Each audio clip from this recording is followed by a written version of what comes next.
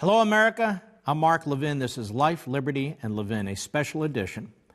We're going to go through the 30-year history of the Democrat Party's effort to destroy the judicial confirmation process and address its latest victim. I said victim, Judge Brett Kavanaugh. So we're going to start right away. It started in 1987 on the floor of the United States Senate by Ted Kennedy. Go. Mr. Bork subsequently retracted the most Neanderthal of these views on civil rights and the First Amendment. But his mindset is no less ominous today. Robert Bork's America is a land in which women would be forced into back alley abortions, blacks would sit at segregated lunch counters, rogue police could break down citizens' doors in midnight raids, and school children could not be taught about evolution. Writers and artists would be censured at the whim of government. And the doors of the federal courts would be shut on the fingers of millions of citizens for whom the judiciary is and is often the only protector of the individual rights that are the heart of our democracy. America is a better and freer nation than Robert Bork thinks. Yet in the current delicate balance of the Supreme Court, his rigid ideology will tip the scales of justice against the kind of country America is and ought to be. The damage that President Reagan... That's enough for Mr. Chappaquiddick. The attack, the smear, the character assassination on Judge Robert Bork, one of the smartest lawyers ever, one of the greatest professors ever, a tremendous circuit court judge, just smeared on the floor of the United States Senate. This began the process where Kennedy, Joe Biden, Dick Durbin, Patrick Leahy, and others, many of whom are still around, serving in the Senate, unleashed this unprecedented, historically unprecedented attack on a nominee. And they weren't done. A few years later, after the hearings were done in the Clarence Thomas case, they struck again with Anita Hill. And here's what Clarence Thomas had to say about that at the time. Go.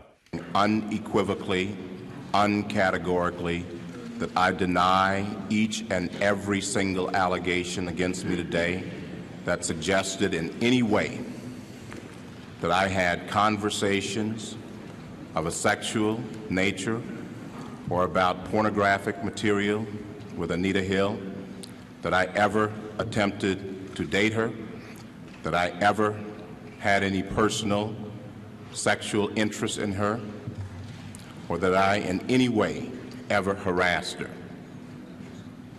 Now let's stop right there. Notice, America, the Democrats today keep talking about old white men who dared to raise questions, that is, Republicans on the Senate Judiciary Committee, about the latest accuser. Well, there's Clarence Thomas. He's no old white man. He's a young African-American, 1991, during his confirmation, questioned by old liberal white men, set up to be smeared and destroyed. Go ahead. And I think, more important point, I think that this today is a travesty. I think that it is disgusting. I think that this hearing should never occur in America. This is a case in which this sleaze, this dirt, was searched for by staffers of members of this committee, was then leaked to the media, and this committee and this body validated it and displayed it at prime time over our entire nation. How would any member on this committee, any person in this room, or any person in this country would like sleaze said about him or her in this fashion? All right. And he went on to call it a high-tech lynching, which is exactly what it is. There was a piece by the late, great columnist Robert Novak. We'll call those first two Exhibit 1 and 2. Here's Exhibit 3. And it was at CNN. And he wrote, Washington, the Democratic filibuster against judicial nominee Miguel Estrada has little to do with the 41-year-old Honduran immigrant. What does this have to do with anything? Well, this is a piece written in 2003. That was 1991. It continues. It is part of a grand design to talk to death a succession of conservative judges selected by George Bush. So this is subsequent to Bork and Thomas. Democrats are intent on keeping the Senate from voting on any appellate nominations that do not meet the party's specifications. The extraordinary design without precedent in 2 centuries of judicial nominations was launched January 30th, 2003 in the office of Senate Minority Leader Tom Daschle. Present were Assistant Leader Harry Reid and 6 Senate Judiciary Committee Democrats. With all pledged to secrecy, the fateful decision was made to filibuster Estrada's nomination, and you'll know why in a moment. And that was only the beginning. One Judiciary Committee member there was Senator Edward M. Kennedy, the Senate's liberal lion. In private conversations with Daschle and in Democratic caucuses, Kennedy has pressed a plan to prevent President Bush from putting his ideological stamp on the federal bench. As Republicans returned this week from recess, they had no immediate response to this threat. Internal Senate sources depict a Senate minority on an audacious mission. Rare use of the filibuster to keep a judicial nominee off the bench is only the tip of the iceberg. Multiple filibusters would generate the first full-scale effort in American history to prevent a president from picking the federal judges he wants. At the January 30 meeting in Daschle's office, the 8 senators agreeing to filibuster the Estrada nomination did not discuss his merits or demerits as a nominee for the District of Columbia Appeals Court, second in importance only to the U.S. Supreme Court. Rather, the objections to Estrada were political and procedural. His confirmation, they agreed, would set a precedent that appellate nominees need not answer detailed questions and would make it hard to stop him as a possible future Supreme Court nominee. The senators talked about slowing down a Bush assembly line of conservative nominees and cited support from an energized Democratic base. Well, let's take a look at some of these internal memos that were publicly released. You heard Patrick Leahy, the senator from Vermont, going on and on a few weeks ago. They stole our memos. They stole our memos. What happened was the Democrats and the Republicans put their data on the same site, and the Republicans saw it. Now, I didn't steal anything, but these are in Men in Black, my first book, as they were publicly made at the time. The reason they're furious about the public revelation of these memos, because it shows the sleazy, outrageous activity of the Democrats in the Senate and on the Senate Judiciary Committee to try and destroy the reputations and careers of nominees who are not progressives, who are constitutional originalists. Now, keep in mind, that's what's going on here. As I've said before, progressivism and constitutionalism do not work together because the progressive model is to destroy the constitutional model. And for the left, the Supreme Court isn't a court. It's in many ways a Politburo, and they insist on controlling the Politburo. Why? Well, Woodrow Wilson tells us why, one of the first so-called progressive intellects. What did he say? He said, we must control the courts, and they shall control the future society. And in effect, they must rewrite the Constitution. That's what's going on here. The Democrats don't mind a quota of 3, maybe 4 constitutionalists on the court, but that's it. That's their holy grail. They will destroy anybody, any human being, who dares to say that I will uphold the Constitution, because that is what they don't want. Here are some of the internal memos. You can see June 21, 2002, to Senator Kennedy, Schumer, Durbin, Cantwell, and its strategy of judges. In addition, you can see timing of hearings. The consensus is to make Priscilla Owen, who is a nominee to a circuit court, the big fight for July 18th. And they go through. Miguel Estrada will be more difficult to defeat given the sparseness of his record. Next. Another one, July 18th, Priscilla Owen again, Miguel Estrada again. They have a real hate-on for Estrada. You're about to find out why in a moment.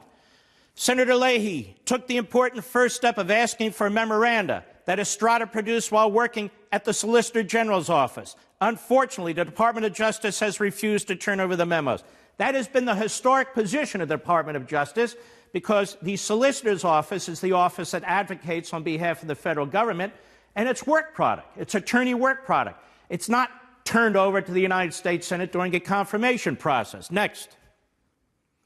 Here you can see again, April 17, 2007, Elaine Jones would like the committee to hold off Now, first of all, before we go on, look who's in these meetings.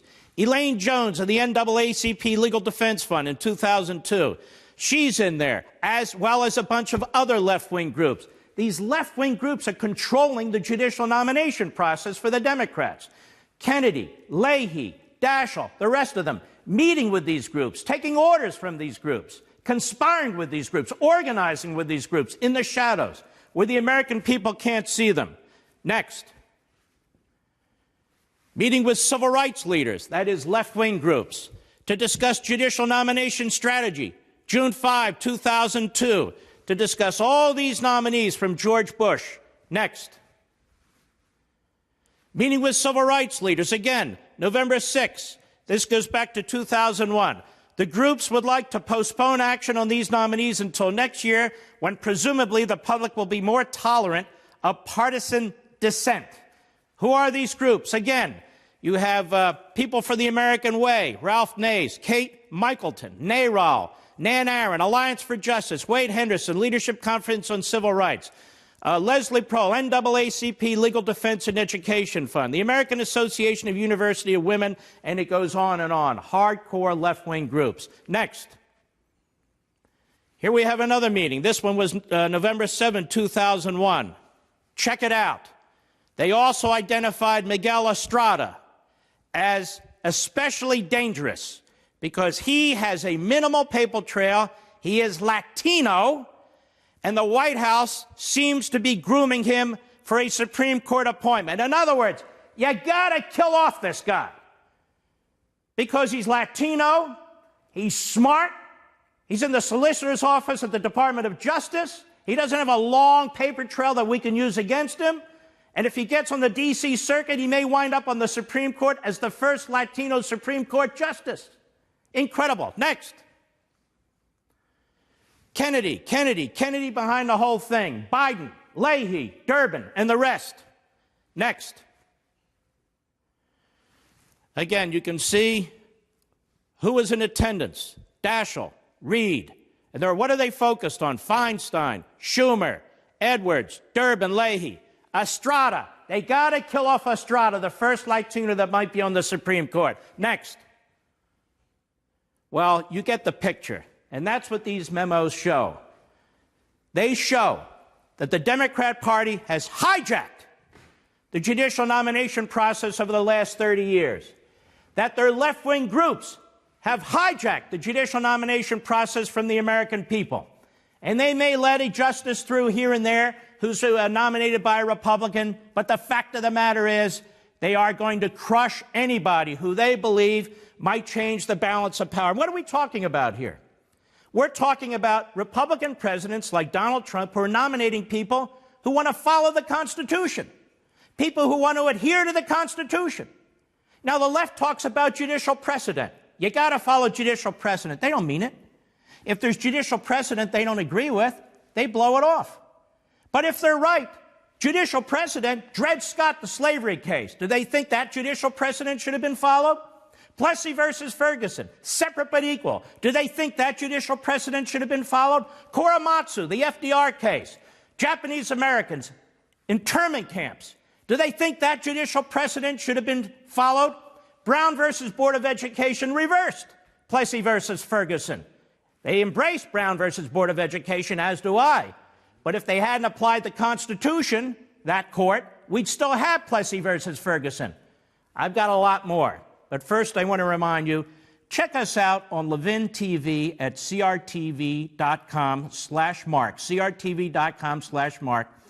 3 to 4 times a week, you can catch my show there, and we hope you'll join us and all the other wonderful hosts there, too. Or call us at 844-LEVIN-TV, 844-LEVIN-TV.